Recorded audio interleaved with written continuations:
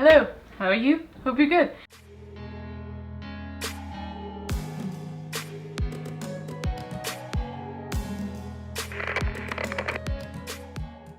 So I know this wasn't supposed to be this video, by the way. I know this is a silly category and some of you are gonna be like, gee, really again? But yeah, yeah, again.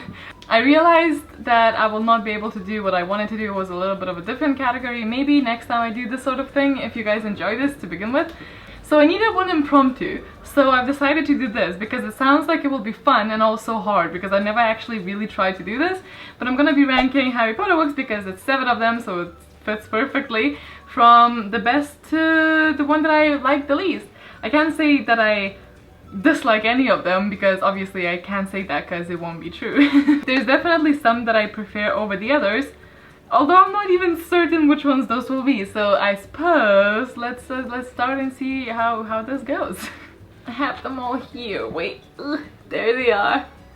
I've got lipstick on one of them. Damn it. Oh well, what can you do? So I think number 7 is supposed to be the one that I like the least. So I think that's gonna be quite easy for me for once.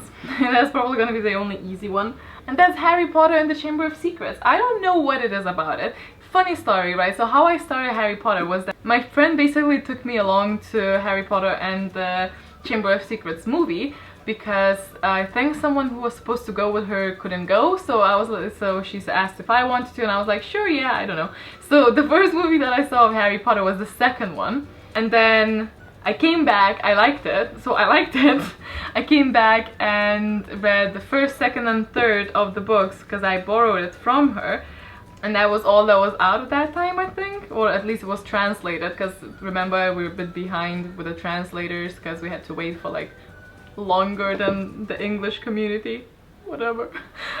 And I think because I was so obsessed with that movie, and I remember those were still the days that you would have the movie rental corner shops that had the VCR tapes, and I just watched the Harry Potter and the Chamber of Secret so many times that I think I went overboard, because I think I just overdosed on this one. I don't know if that's why I don't like this as much anymore, just find it annoying. I struggle to watch the second movie now because I've just seen it. I've seen, like, don't get me wrong, I've seen all of these so many times and I read all of them so many times and I love all of them, but I think this one just was overdone.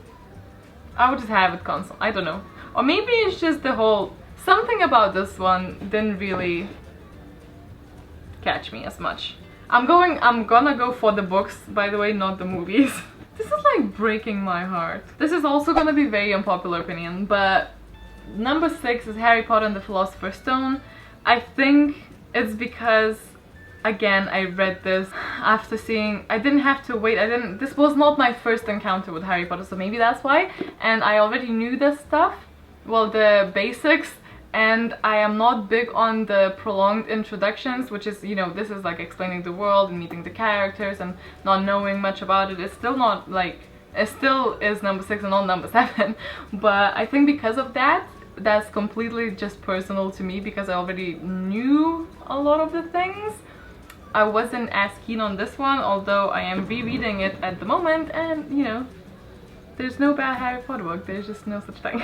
This is really hard.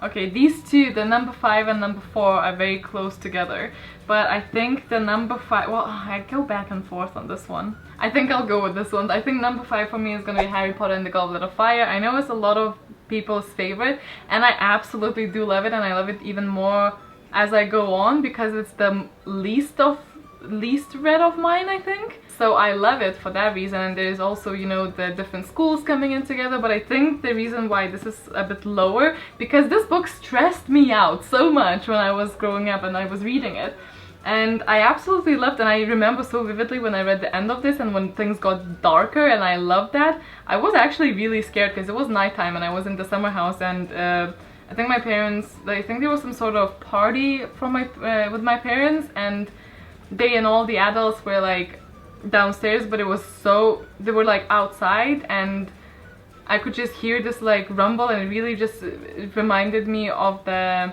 the maze and the rumble you hear when you're stuck in the maze and everyone's outside, and it was so dark, and oh my god, I just remember reading it and I couldn't stop until the very end, and it was so traumatizing. But no, that's not why this stressed me out. This stressed me out because of Harry and Ron, because they had problems in this book. I don't want to mention specifics in case somebody hasn't read it. But you know how Harry and Ron have like a thing happening in this book? That stressed me out. I did not like that. I was like, don't do that, undo it. Okay, like when that stops, I'm okay, but that book stressed me out, so that's why it's here. Now, number 4 is The Prisoner of Azkaban, and I absolutely love this, by the way. I love this book, and I know time turner is a problematic thing, but I really enjoyed it because I remember reading it and it was like, I don't know when this starts happening, like somewhere here or something, and I was like, this seems like the book's gonna end, but we have so much left, what is happening? And I really liked all the little details of like foreshadowing in this, and I also really like the discovery and going from, like, you know, seeing this odd dog following you around thinking that's the death omen to like realization of what actually is happening. I really enjoyed this and it was such a good time. And I remember, because this was I think the first one that I had to wait just a little bit because I started, you know, the first 2 were out, and I think I only had to wait like a little bit and it was still like borrowed, and it's just like a special part in my life. Anyway, this was like the beginning for me, is this. So obviously it holds a special part in my heart. Now to number 3. This has to go to The Half-Blood Prince, and I love this book for the whole Half-Blood Prince thing and us seeing a different part of Harry. I know a lot of people are not too fond of this book because, especially in the movies, I see just not a lot of things happen, but I am a fan of like slow books, and I am a fan of seeing the background and everything, and I think this was a very much calm before the storm book, and I adored it.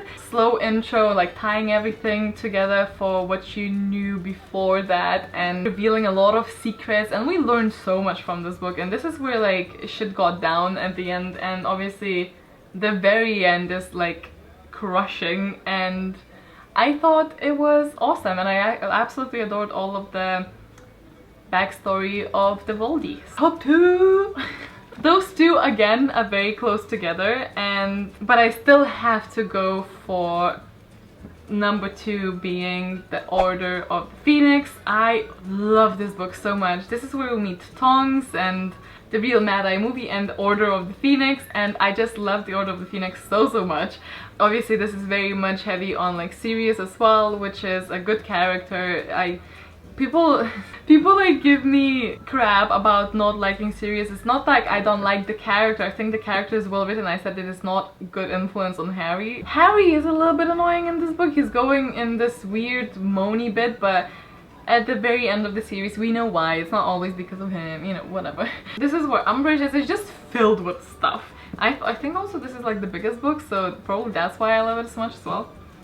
And then that leaves us with The Deathly Hallows, and I adored it. I was actually very scared at the very end of the Half-Blood Prince. We learned that they are not necessarily gonna be where they are at every year, and so I was very afraid of that, but I ended up loving it because you see like so many different sides of the characters because they're not in the environment they usually are. And I know I said it stresses me out when there's conflict within the group, but there was just so many pure friendship moments, and it's packed with things, but it's slow at times, and I just love it. I don't necessarily love the last chapter, and I think it was very cheesy and I didn't like it very much, but I loved the rest of it, and I thought it's just filled with so much, and I love it. So there we have it. I seem to have like a tendency of liking the later books more than the previous ones, but it is very different, you know. You start off with like a very childish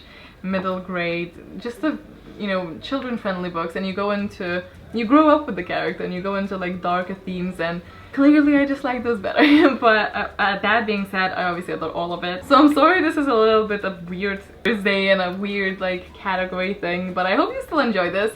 I know there's a bunch of you who also love Harry Potter. Maybe just pass the time whilst you're cooking or something.